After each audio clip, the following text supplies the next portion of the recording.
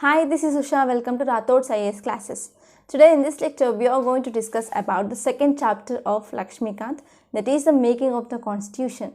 In the earlier lectures, we already studied about the historical background in mainly two parts. So in this lecture, let us see about this making of the constitution. So when we are discussing about this making of the constitution, we are going to see some of the historical background as well. So let's get started with our lecture first. So first of all, we have to discuss about the when this demand for this constituent assembly started. For the first time, the demand for this constituent assembly was started or the put forth by the M.N. Roy in the year 1934. And later on, the demand made even by the Indian National Congress in 1935. And later on, Jawaharlal Nehru in 1938 on the behalf of this INC demanded for the Constituent Assembly, and he also gave one important statement regarding the demand for this Constituent Assembly, and that statement is very important regarding the mains and also the prelims point of view. So the statement given is, the Constituent of the Free India must be framed without the outside interference by the Constituent Assembly elected on the basis of the adult franchise. So this is one of the important statement which is given by the Jawaharlal Nehru while making the demand for the Constituent Assembly in the year 1938. And later on, our luck favored and there was August offer. So what is this August offer? So Britishers came up with the offer on August 8, 1940. They gave the offer to the Indians that they will offer dominion status and also the Constituent Assembly for the Indians, because there was two wars that were happening at the time of 1940. The first one was Hitler attacking the Britain, and this is most commonly and famously known as the Battle of Britain during the time of the 1940s. So what happened here? Here the viceroy at that time of the war was Lord Linlithgow. Lord Linlithgow, without asking the Indians, he declared that India was in the war with the Germany. So this was not accepted by the Indians.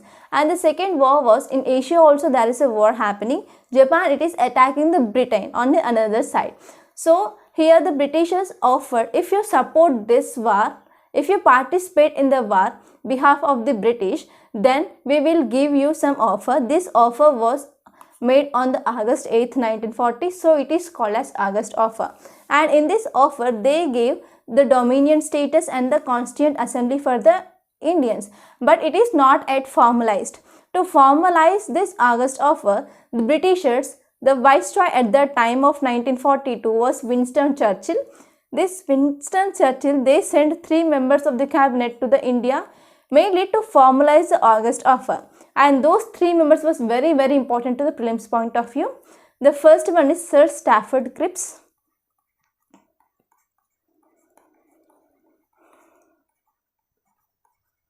And the second person was A.V. Alexander.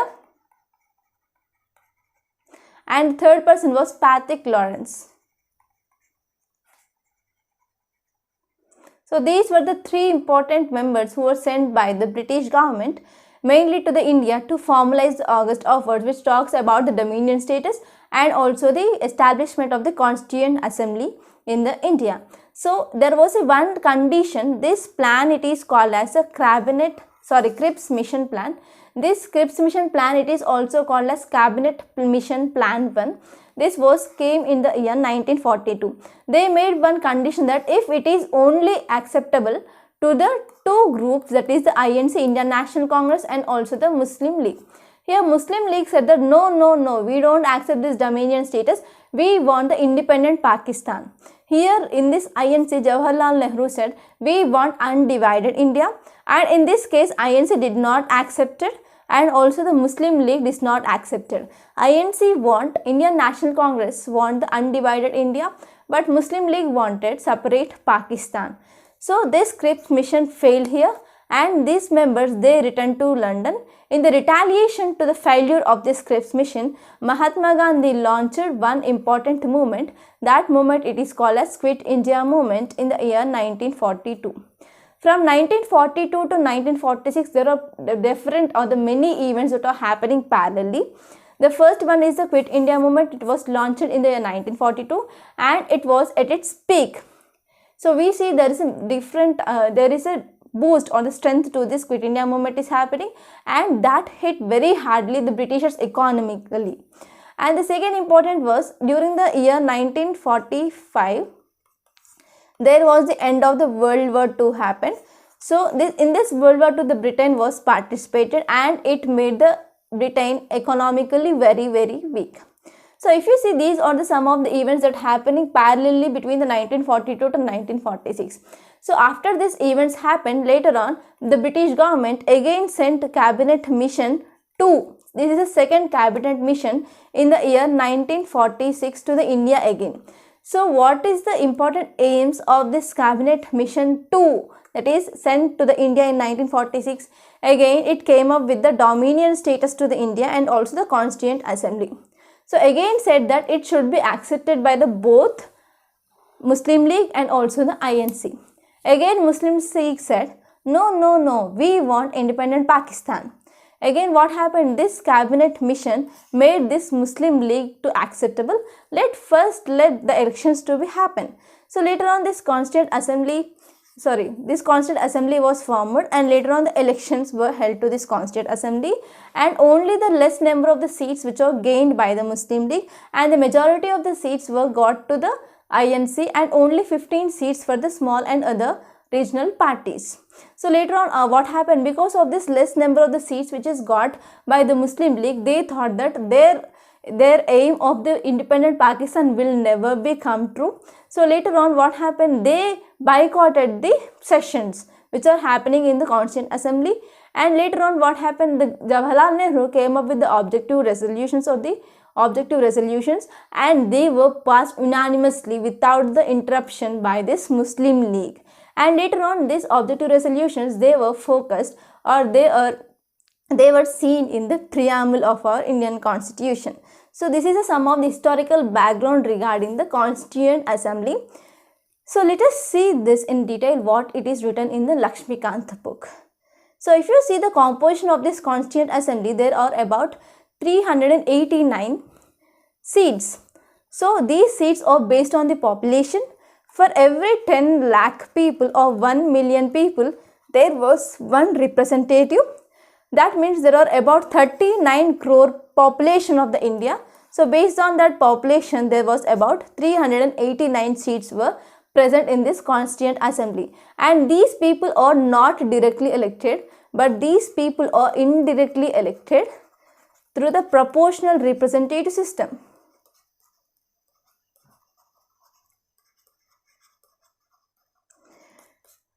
Okay, these people are elected through the proportional representative system, and this system it is used to mainly elect the president, etc. Okay, so this system, it is very, very important. We already discussed about this system.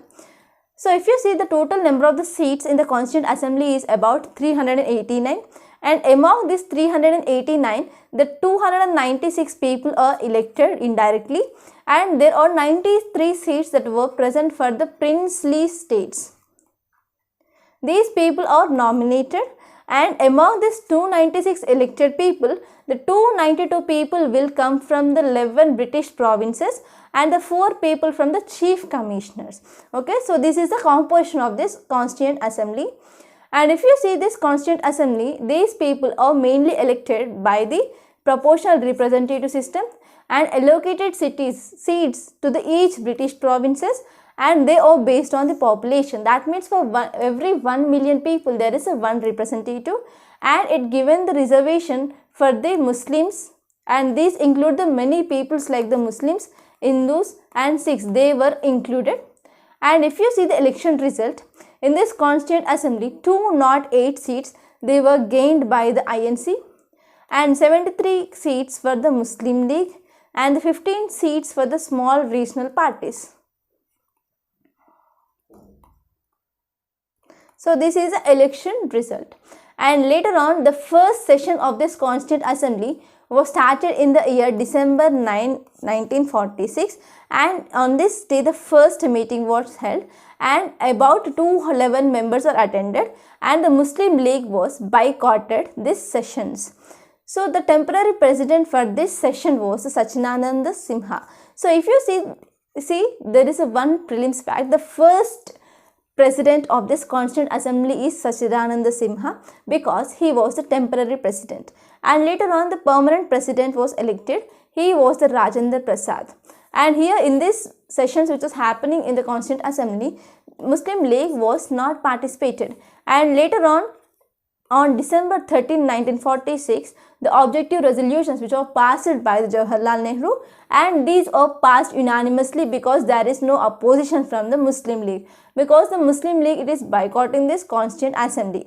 And if you see these objective resolutions, they are reflected in our preamble, and these were adopted on January 22nd, 1947. So these are some of the important prelims fact. And if you see these important points in this objective resolution, they include, the first one is to foster the unity of the nation and to ensure its economic and the political security. The first important thing that is talking is the ensure the economic and also the political security, and to have the written constitution, and to proclaim the India as a sovereign democratic republic. So these are the three important things: sovereign democratic republic, and also the economic and also political security, which is reflected in this objective resolution. And the second important thing is to have the federal form of the government. So what is the federal form? There is a division of the powers between the center as well as state.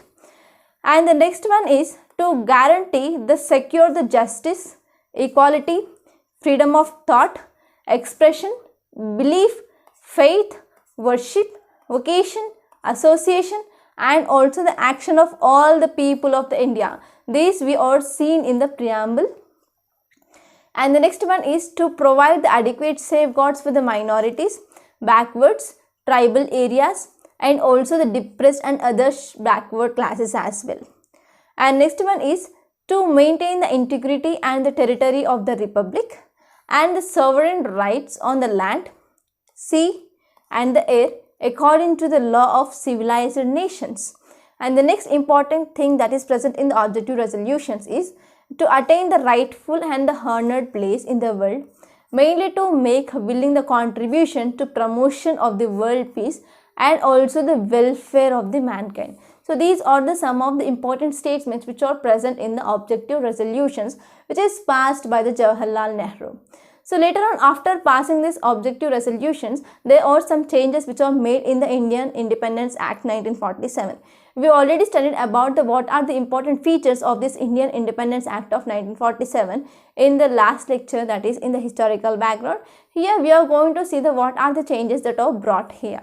The first one is, it said there is an end of the British rule in India, and this Constituent Assembly, it is a sovereign body, it is a full sovereign body, and which could frame any constitution. Then the act empowered the assembly mainly to abrogate or alter any law which is made by the British Parliament in relation to the India. Till now, what are the different acts which are made by the British Parliament? They can be altered or abrogated by the Constituent Assembly. And if you see this Constituent Assembly, it was made as sovereign body.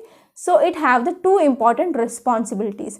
The first important responsibility is the legislative responsibility, and the second one is a constitutional responsibility. Whenever there is any session which is happening regarding the legislative things, there will be separate session, and whenever there is a session which is happening regarding the constitutional issues, it will be a separate session, and these are presided by the two different heads. The first one regarding the legislative is G.V. Malvankar, and regarding the constitutional issues, that is our Rajendra Prasad. So these are some of the changes which are made in this Indian Independence Act of 1947. So if you see, there are also the other functions which is performed by the Constituent Assembly. The first one is, it ratified the India's membership of the Commonwealth in the May 1949, and these are the some of the facts that you should remember. The first one is, it adopted the national flag on July 22nd, 1947.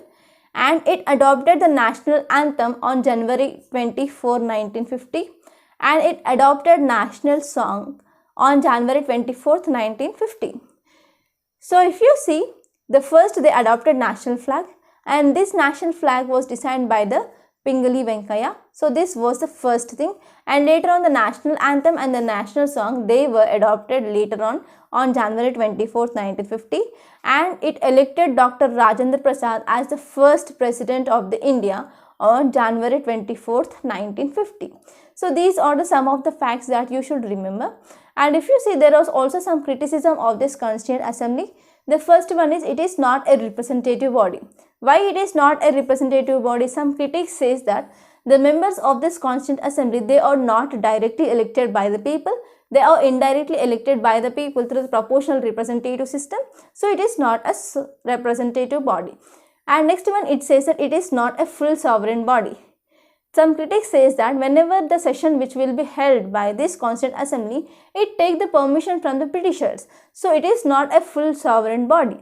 And the next one is, it is a time consuming process. So for the preparation or the making of this constitution, it took a long time. If you see the USA, it took just 4 months to make its constitution. So it is a very time consuming process. And if you see the next criticism based on the dominated by the Congress. If you see, about 207 seats they were given for the Congress. The Congress got the 207 seats in the Constituent Assembly. So these people are mainly dominated by the Congress. And next one is lawyer politician domination. So the members who are present in this Constituent Assembly, they were mainly lawyer and also the politicians. And the next one, it is dominated by the Hindus. So these are the some of the criticism regarding this Constituent Assembly which is given in the Lakshmikant book. By this, we are completing this lecture. Thank you so much. Please subscribe to my channel. Please do like, share and comment my videos.